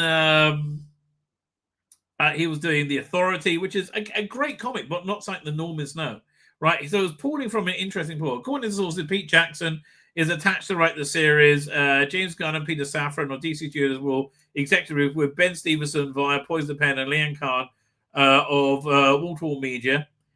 Which is part of Warner Brothers television show, Studios UK. Television will produce, right? So HBO and DC Studios declined to comment. Reps for Jackson did not immediately respond to it. Okay, they're all keeping quiet about it. V Vendetta began life as a serial comic by Alan Moore and David Lloyd, and debuted in the 1982 anthology Warrior. They came out with the first issue. It was fantastic, right? Genuinely fantastic. But then Warrior eventually shut down over some kind of wrangling with Marvel Comics over the use of the title Marvel Man for Alan Moore's other main thing. So when that was eventually republished and completed, it had to be under the name Miracle Man. And Alan Moore never forgave them, right? Absolutely never forgave them. The story is set in a British dystopian, not too distant future. Well, it's the past now. It was like in the 90s, and it came out in the 80s. Controlled by the fascistic Nosefire Party, which is National Front. An anarchist named V, known for his distinctive Guy Fawkes mask, seeks to topple the government with the help of Evie Hammond, a young woman V rescued from the country's secret police, who was about to be raped in the first episode by the secret police. It's not warm and friendly stuff. Let's be fair. Should the V for Vendetta series move forward, it will be the latest DC live-action show to find a home on HBO. The most famous premium cable, the drama The Penguin, which I wasn't a fan of. starring Colin Farrell and Kristen Milotti. The show also serves a direct follow-up to Matt Reeves' The Batman, which is one of the reasons I didn't like it, frankly. Right, and went on to win some 9 Emmy Awards, including Outstanding Lead Actress and Limited. I really only got past the first series. So next up is going to be Lanterns, and when's that coming out? Early 2026. I think it's going to be good. Again, I think so. Peacemaker season 2 was weak. Superman was above average. It wasn't the greatest movie. It was above average, right? I think it was a little bit better than Predator Badlands, which I really enjoyed, right? It was okay, right? So his best stuff is he hasn't done anything bad, but like he hasn't got to his heights of like, Guardians of the Galaxy or the Suicide Squad. The Suicide Squad and the first season of Peacemaker, freaking excellent. All right, absolutely freaking excellent. But it's expected to premiere in early 2026. HBO also hired the critically acclaimed Watchmen. Critically acclaimed Watchmen, a sequel to the graphic novel Alan Moore David, which was mostly awful, right? Mostly awful, except for anything that there weren't black people in, right? Because Damon Lindelof couldn't, especially when it came out in 2019, couldn't write black people for absolute fear, right? Genuine terror. Right, so Jackson Ridley wrote Channel 4 series Somewhere Boy, which aired in 2022, nominated for a BAFTA award, never heard of it.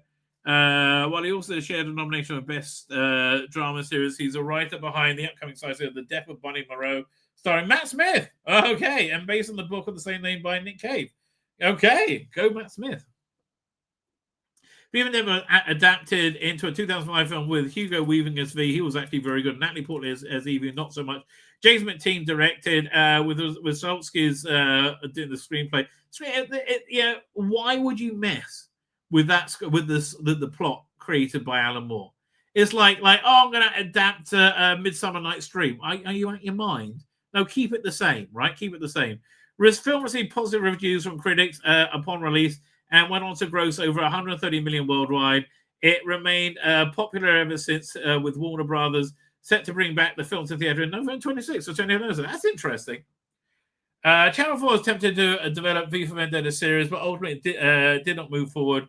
The HBO Max Epix DC series Pennyworth, which followed Bruce Wayne's famous young Alfred during his life in the 1960s London. That sounds kind of fun. I never saw it. It was cancelled after 3 seasons before the story can be fleshed out. I'll give that a miss then.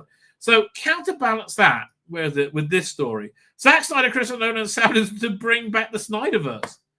Like, this has been bubbling under the thing for a while, right? Because Warner Bros. Up for sale, and there is talk of reviving the Snyderverse. I just thought it was idle chatter, right?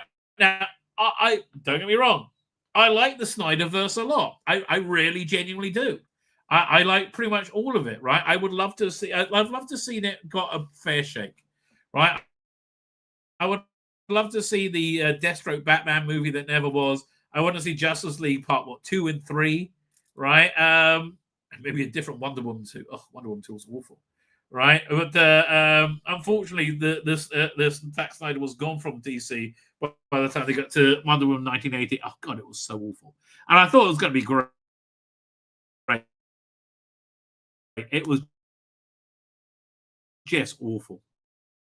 Now, Insider reached out. Oh, anniversary of theatrical release.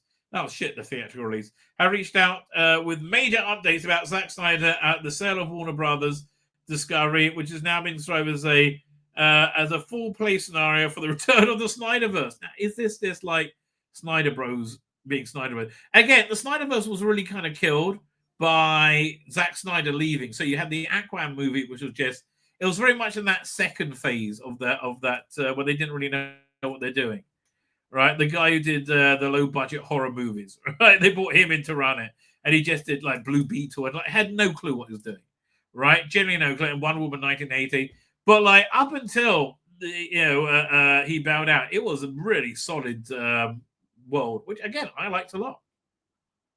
Perfectly cast, right?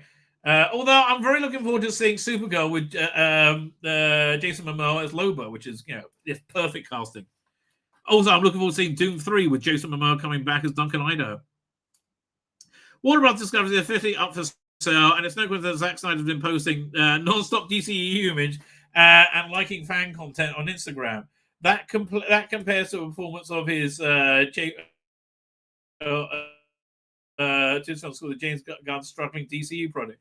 Again, I don't think it's anywhere near a fair comparison, right? You had you had a functioning cinema then, right? That really cinema industry, right? Oh, let me close down a bunch of windows. It's slugging up my system resources.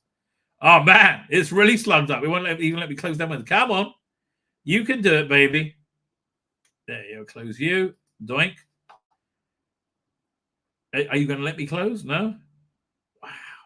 All right, here we go. I think the more I close down, maybe it's right. It's either Bleeding Core or Variety that's eating up system resources because they're garbage websites. Garbage. I always wonder what this ad is for, which looks like a cock and balls to me. I don't know. Doink. Come on. Let me go to Bleeding Core. Must be Bleeding Core. That's like making things a nightmare. Come on, Bleeding Core. I tell you, these websites. Oh, doink. Come on, there you go. Doink. And now you. Oh, come on, baby. How many of these things do I need to close down? Oh, it's going to hit something in a minute that'll like make it free it up again. Right? It'll make everything run properly. Doink. Come on, you can do it. You can do it. Because I got this little monitor at the bottom of my screen of how much CPU resources is being used, and it's like super at the top. Really, still not getting one now. At least it's moving again. So what is it over on this window? Okay. Well, that went down a little bit. I don't know what's using up the system resources. Something is. Let me have a look. Google Chrome. It says Google Chrome is crunching everything. We'll try this. Let's see if that helps. Yep. Still not. Fine. We will muddle through, ladies and gentlemen. Fine. So Warner Brothers Discovery is a 50 up for sale. It's no coincidence Zack Snyder, blah blah blah. I think it's unfair to say it's struggling. It's just like they're from two different eras, right? It's just like it really is. It's from two different eras. If the timing lines up, if the timing lines up, and we've been told if WBD is sold, James Gunn will be out as head of DC Studio. That's such a bad idea. Right, just the DC Studios' big problem is being unable to follow through. Right, just like stick with a plan and stick with a plan. Get to like the end of the phase before you restart. It's just bad management. This comes from the same insider that told us that Daredevil Born Again was being completely retooled. Most people, the Hollywood Reporter confirmed it. Is exactly as reported. The same source that says who has been actually filling us in on the WB sale and David Zaslav plan to before the trades catch up with it. I think it's a good idea for like the Snyderverse to come out on Netflix and have the James Gunn verse at the same time. That track record speaks for itself. Snyderverse is in full play for return regarding DC. The message from Insider is clear. Snyderverse is back in play fully. It means Zack Snyder return to DC, and not just as a one-off Elseworlds title, but and again, Gotham by Gaslight. Can we do that? That would be great to do some Elseworlds movies. But an actual revival for the universe he started. It just sounds insane to me. It's like 10 years later. More. We're told Christopher Nolan is part of the plan to return executive producer. That's the same Christopher Nolan who backed Snyder on Man of Steel. Not a great movie. Not bad, but not great. I didn't like the death of Pa Kent in it. That's the same Christopher and helped shape the original vision for DC before the WB derailed it on there was studio interference. According to what we've been told previously, also Nolan's decision to hand over DC to Snyder. Right? How much longer is this? Oh, we're nearly done. Well, Snyder's publicly said he wanted to end his DC career with the adaptation of The Dark Knight Returns. Oh, would I have loved to have seen that? Oh, I would have loved to have seen that. Right? And now we're told that the impending sale of WBD has shifted everything. Is pivoting towards the Snyderverse overnight. If that happens, it implies Ben Affleck. He's too bloody old now. Wait. When did Man of Steel come out? Yeah, let's do. I'll look at Snyderverse movies. Let's see if I can find it. So, first one was 2013. Okay, 12 years ago. Then Batman vs. Dawn of Justice 9 years ago. Suicide Squad 9 years, not very good. Wonder Woman 8 years ago, and then Justice League, the shit version came out in 2017. So that's 8 years ago. Then the shit Aquaman. It just wasn't Snyderverse, right? Shazam, which was just out, it just didn't fit. That was 6 years ago. Birds of Prey 5 years ago. Wonder Woman 84 5 years ago. Justice League came out 4 years ago. The Zack Snyder one. The Suicide Squad 4 years ago. Then Black Adam, nobody cared about 3 years ago. Shazam 2, nobody cared about 2 years ago. Along with The Flash, which was just kind of weird and creepy with Ezra Miller. Along with Aquaman 2, Blue Beetle. Yeah, no, this is all reasonably bad. Right? Reasonably bad.